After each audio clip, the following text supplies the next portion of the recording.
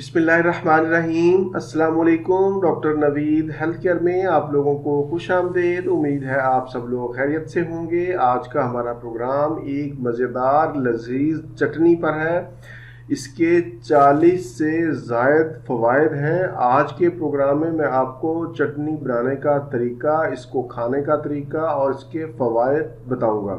आज के हमारे इस नुस्खा में 4 चीज़ें शामिल हैं और ये चारों चीज़ें हमारे किचन में हर वक्त मौजूद होती हैं। आप इनको नोट कर लें, बनाएं और इस्तेमाल करें।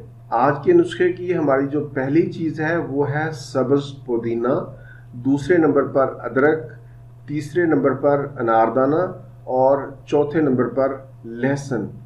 ये चारों चीज़ें आपने बराबर मिक़दार में लेनी है। कोशिश करें कि आप इनको फ्रेश ताज़ा इस्तेमाल करें, लेकिन अगर किसी वजह से ताज़ा ना मिले तो आप ड्राई भी इस्तेमाल कर सकते हैं। तमाम चीज़ों को लेकर कूट लें, अच्छी तरह ग्राइंड कर लें, रगड़ लें और फिर उसके बाद इन्हें आप फ्रिज में महफूज कर लें। एक दफ़ा बनाने के बाद आप इसे 7 दिन तक इस्तेमाल कर सकते हैं।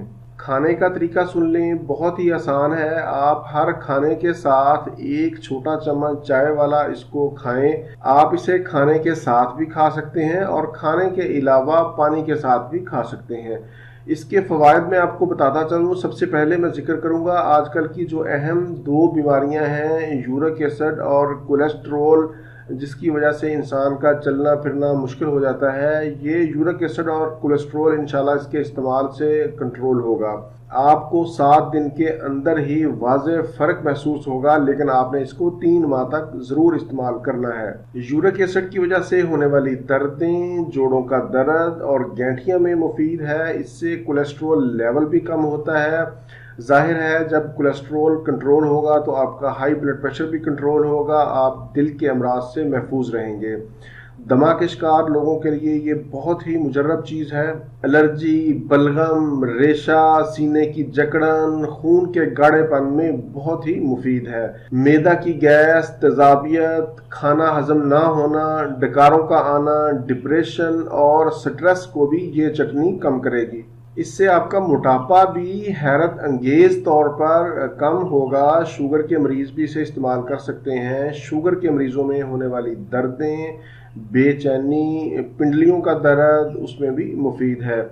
ऐसे लोग जिन्हें भूख नहीं लगती या कम लगती है, ऐसी ख़वातीन जो लिकोरिया का शिकार हैं, जिनके अय्याम की बंदिश है या दर्द होती है, आज का ये नुस्खा एड़ियों के दर्द के लिए भी मुफीद है। इसके अलावा अगर आपका यूरिया और क्रिएटिनिन बढ़ा हुआ है तो वो भी इंशाल्लाह इसके इस्तेमाल से कंट्रोल होगा। एक बात मैं आपको बताता चलूं कि इस चटनी को हाई ब्लड प्रेशर और लो ब्लड प्रेशर दोनों ही इस्तेमाल कर सकते हैं। इस चटनी का कोई नुकसान नहीं है, अलबत्ता हामला ख़वातीन इस चटनी को इस्तेमाल ना करें। ये था मेरा आज का प्रोग्राम चटनी के हवाले से। उम्मीद है आप लोगों को पसंद आया होगा। प्रोग्राम से मुतल्लिक़ अपनी कीमती राय का इजहार ज़रूर किया करें। इसी के साथ ही मुझे इजाज़त दीजिए। अल्लाह हाफिज़, वस्सलाम।